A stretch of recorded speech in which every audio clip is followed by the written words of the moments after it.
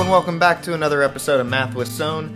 Today we are going to be using the elimination method to solve a system of equations. Let's get into it.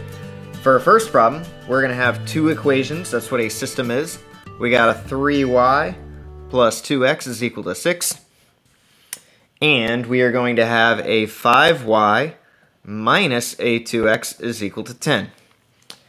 So a system has two equations and two variables. And for the elimination method to work, and when you want to use the elimination method over substitution, is whenever you have the y's lined up, the x's lined up, the equal signs, and the numbers. All of them have to be lined up. They don't have to be in this particular order, but they should all be lined up in the same orientation for the top and bottom equation. And your goal is to be able to add these two equations straight down and eliminate a variable. Now in this first problem, that's going to happen right away. You may notice that if we added 2x and negative 2x, they would cancel each other out and eliminate. So that's what we're going to do right now. It won't always happen this easily, but in this case, we can add straight away. We get 2x minus 2x, that's nothing. So they eliminate. 3y and 8y add to make, I think I said 8y. 3y and 5y add to 8y equals 6 and 10 add to 16. So we just have 8y equals 16. Make sure the equal sign drops down in the same spot. X's are gone. Divide by 8. We get our y equals 2 pretty much right away.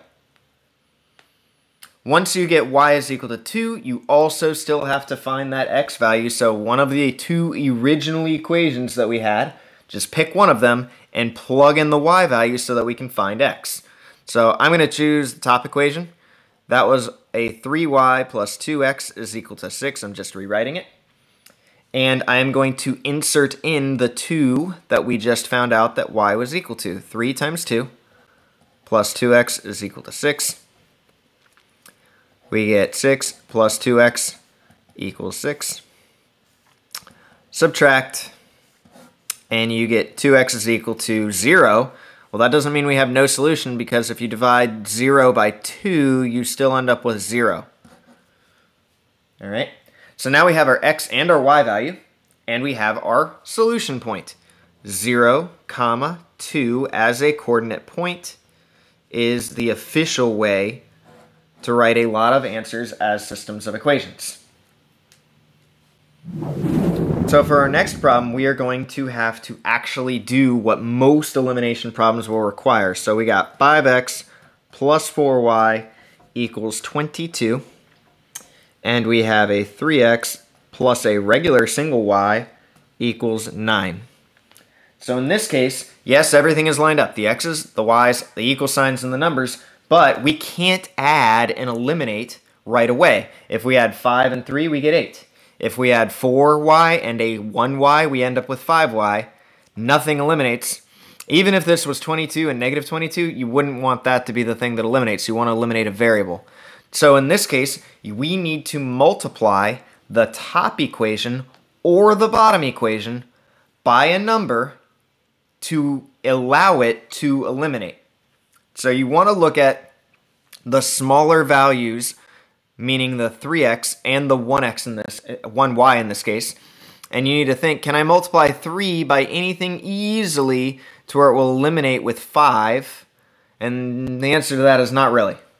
But can I multiply a 1 by anything relatively easily to eliminate with 4?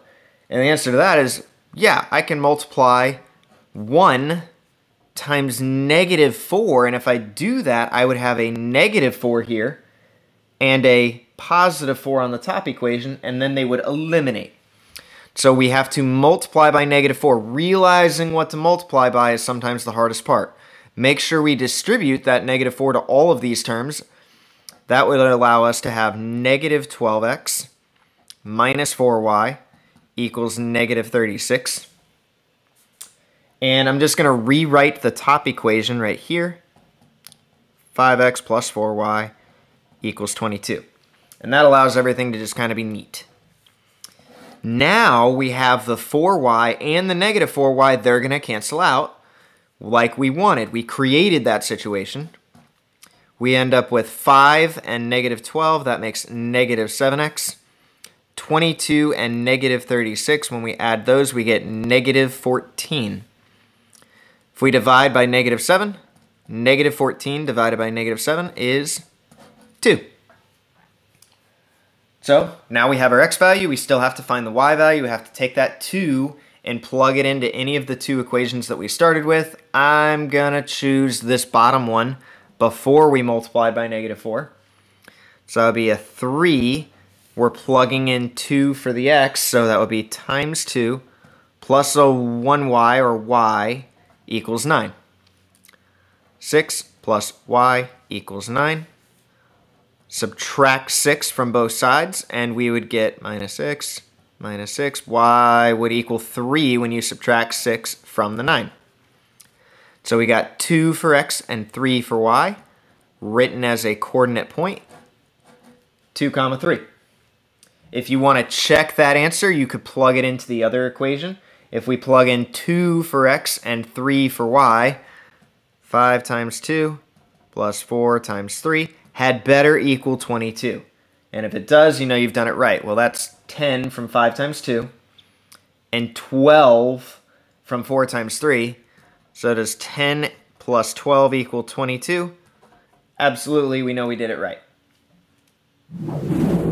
So if we look at this next problem, we're going to realize something is a little off. Yeah, the x's, the y's, the equal signs, and the numbers are all lined up, but we can't really multiply the top equation or the bottom equation by a singular number to get them to be the same thing easily. If we look at 3, we can't really multiply 3 by anything to kind of eliminate with a positive 5 easily. We can multiply by like 1.3 or something like that, but that'd be weird. 2, I can't multiply by anything really easily to get to negative 3 either. So what we're going to end up doing here is we're going to think about multiplying the top and the bottom equation by 2 probably separate numbers so that we can eliminate a variable. Now I'm going to choose to eliminate the y's because the y values are already positive and negative. They're already opposite signs, and in order to eliminate, they need to be opposite signs but the same number. So I'm going to think of a number that I could easily multiply 2 and 3 by that they could multiply to be. And the number that would be would probably be a 6. I could get 2 to become a 6 and 3 to become a 6 pretty easily. And I would do that by multiplying the 2 times 3 and the 3 times a 2, which is not a coincidence that they're multiplied by what the other one was. So I'm multiplying the top equation by the 3, and I'm multiplying the bottom equation by the 2. I'm multiplying them by the opposite, number that was attached to y. And when I do that, I'm going to distribute the top, 9x plus 6y equals 21. And I'm going to distribute the bottom, we get 10x minus 6y. They're both 6y, but one's positive and one's negative. That will allow them to eliminate, and that would equal 74. So from here, we get the y's to eliminate. Y and negative 6y, both of them are going to cancel each other out. We wanted that. Add the 9 and the 10, we get 19x. Add the 21 and 74, we get 95. So now all we have to do to solve is divide 95 by 19, and we get our x value, when we divide by 19, is 5. Once we get x, we still have to plug it in to get y. I'm going to choose the top equation this time. So I'm going to plug in this x for that one right there and the 3. So that would be 3 times 5 plus 2y equals 7. We get 15 plus 2y equals 7.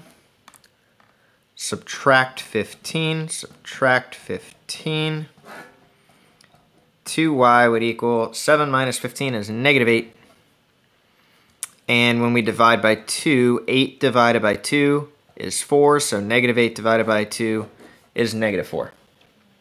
Written as a coordinate point, 5 for x, negative 4 for y. So for this last problem, we're going to be kicking it up a notch and making one of the equations quadratic. It's going to have an x squared and an x, so we're going to most likely have two answers for x in this case. And it doesn't have to line up as perfectly as the other ones. You may notice that there's not even an x squared in the top equation. There's not an x squared there. That's okay. You can be missing things and elimination will still work. We still have the x's lined up, the y's lined up, the equal sign, and the 8 and the 32. So that aspect is lined up, and the x squared is just not going to be there.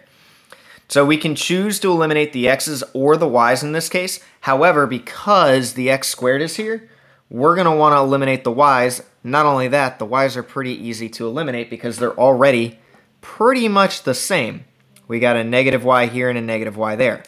In order to eliminate the y's, we have to multiply the top one or the bottom one by a -1 so that they would be opposite signs. And I'm just going to choose to multiply the top one by a -1. When I do that, I would get -2x, a positive y equals -8. The bottom equation, we didn't do anything, so I'm just going to rewrite it right underneath it. Now that I've multiplied the top equation by -1, we have a positive y and a negative y. They will eliminate and cancel each other out. We have to have that occur for this to work. The -8 and the 32, that makes 24. X squared has nothing to add with, but that doesn't mean it goes away. It still continues to be x squared. -2 and positive 12, they do add, and they make positive 10x. Because this is an x squared and an x equation, equal 24, we are going to have to factor, and we factor by first setting this equal to 0. So this 24 cannot stay here. I'm going to have to subtract it over to the other side of the equation. That would give us x squared plus 10x minus 24 equals 0. Now that it's equal to 0, now we can start our factoring process. So we have to figure out what will multiply to -24, but will add up to 10. Well, the numbers that multiply to 24, there's quite a bit of them. We got 1 and 24, those won't add up to 10. We got 2 and 12, they do add up to 10. We also have 3 and 8 and 4 and 6, and those also add up to 10. So we have to be careful. Is it going to be the 4 and the 6 or the 2 and the 12? Well, in this case, because it has to multiply to a -24, it's going to be the 2 and 12, and the 2 would be negative and the 12 would be positive in order for that to work. If it were the 4 and the 6, they would both have to be positive and they wouldn't multiply to a -24. So I'm going to put those in my fractions. We'd have an x and an x. We got a positive 12 and a -2. Doesn't matter which one goes where. Don't forget it still equals 0. These are the factors. The solutions would be when you set your factors individually equal to 0. Subtract 12. One of our answers is going to be -12. Add 2. The other answer would be positive 2. Those are just the x values. Again, we have to plug them back in to find the y values. So I'm going to plug in -12 and I'm going to plug in positive 2 in clearly the easier equation, the top one. So I'm going to plug them into the 2x minus y equals 8. I'm going to start with positive 2 just because I like positive 2 more than -12. 2 times positive 2 minus y equals 8. We get 4 minus y equals 8. If we subtract 4, negative y will equal positive 4. When we divide, you'll find out that a regular y would equal a -4. So that means one of our answers, when we plugged in 2, we got -4. As a coordinate point is 2, -4. Those have to be connected together. The other answer is going to be when we plug in the -12. So I'm going to plug in the -12 for x in this same equation right here. Slide it over. We're going to have 2 times -12 minus y equals 8. -24 minus y equals 8. Add 24. Negative y would equal a regular 32. which means a regular y would equal a negative 32 when we divide by negative 1. That one written as a coordinate point would have to be negative 12 comma negative 32 because those two things have to be connected. All right? So, that last problem was a little bit of a doozy. It takes a while, but it's really not any more complicated. It just involves a few more steps. So don't get intimidated by them. Just realize that it's going to just involve factoring, and anytime you have a factoring problem, you get two answers, and when you have two answers, you got twice the work. All right? That's going to do it for today's episode of Math with Sohn. Until next time, everybody stay positive, and I will see you later. Bye.